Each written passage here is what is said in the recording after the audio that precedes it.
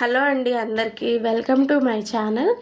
బిర్యానీ ఎప్పుడు చేసినా సరే ఇంట్లోనే బిర్యానీ పౌడర్ అయితే ప్రిపేర్ చేస్తూ ఉంటాను. మా ఇంట్లో మ్యాండేటరీగా వారానికి ఒక్కసారి అయితే కంపల్సరీ బిర్యానీ అయితే వండాల్సిందే.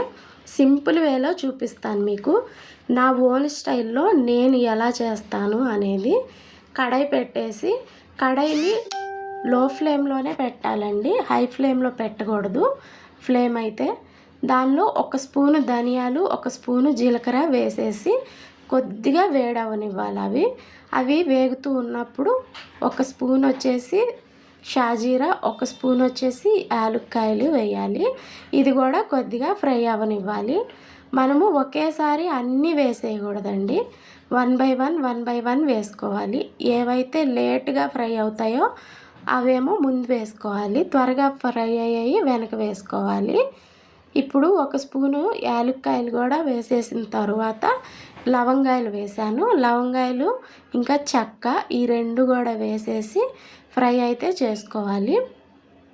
దగ్గరుండి సిమ్లో పెట్టేసి పొయ్యి కంపల్సరీ కలుపుతూనే ఉండాలి, లేదు అంటే అడుగు వరకు మాడిపోతాయండి. అందుకని చెప్పేసి 2 స్పూన్లు వచ్చేసి కసూరి మేతి వేసుకుంటున్నాను. కసూరి మేతి వేసేసిన తర్వాత మనము పొయ్యి అయితే ఆపేయాలి. పొయ్యి మనకి ఇంకా వేడిగా ఉంటుంది కాబట్టి సరిపోతుంది, అదే వేడి.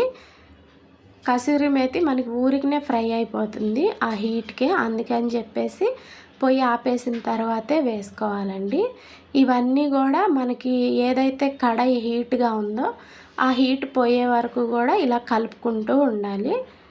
ఇంకా బాగా దోరగా వేగుతాయి, బాగా ఎక్కువగా మాడిపోయినట్లు వేపుకోకూడదు. ఇలా నేను కొద్దిగా లైట్గా దోరగా అయితే వేపాను కదా, ఇలాగే వేపుకోవాలి. ఇవి తీసేసి పూర్తిగా చల్లారిన దాకా పక్కనైతే పెట్టుకోవాలి. తర్వాతే మిక్సీ వేయాలి. వేడి మీద మిక్సీ వేస్తే మనకి పౌడర్లో చెమ్మ అయితే ఫామ్ అవుతుంది, అంటే తడిగా అలా అయితే ఫామ్ అయ్యి ఎక్కువ రోజులైతే నిలవ ఉండదు. అందుకని చెప్పేసి నేను ఒకే రోజైతే సాంబార్ పౌడరు, బిర్యానీ మసాలా, కొబ్బరి పౌడర్ ఇవన్నీ కూడా ప్రిపేర్ చేసి అయితే పెట్టుకున్నాను. అందుకని చెప్పేసి అన్నీ ఫ్రై చేసి ఇక్కడ ఆరబెడుతున్నాను. ఇక్కడ నేను మీకు చూపించేది జాజికాయ ఉంటుంది కదండి, అది బిర్యానీలో ఇది కొద్దిగా లైట్ స్ట్రాంగ్ ఫ్లేవర్ అయితే ఇస్తుంది. మిగిలిన ఏ స్పైసెస్ కూడా వేయను హెవీగా, ఓన్లీ ఇది ఒక్కటి మాత్రమే ఎక్స్ట్రాగా వేస్తాను. అది కూడా నేను తీసుకున్న ఒక్కో స్పూన్ క్వాంటిటీకి హాఫే వేసాను, ఫుల్ వేయవసరం లేదు. ఇది చాలా ఘాటుగా ఉంటుంది కాబట్టి ఇలా మైల్డ్ స్పైసెస్తో నా ఓన్ స్టైల్లో ఇలాగే ఎప్పుడు బిర్యానీ పౌడర్ అయితే ప్రిపేర్ చేస్తూ ఉంటాను. బయట తిన్నప్పుడు ఒక తెలియని ఒక హెవీనెస్, లేదు అంటే గొంతులో మంటగా అనిపిస్తుంది, డైజెషన్ అవ్వకుండా ఉండడం అలాంటివి ఉంటాయి కదా. ఇలా మైల్డ్గా మనమైతే బిర్యానీ మసాలా ప్రిపేర్ చేసుకుంటే ఇంట్లోనే చాలా టేస్ట్ ఉంటుందండి.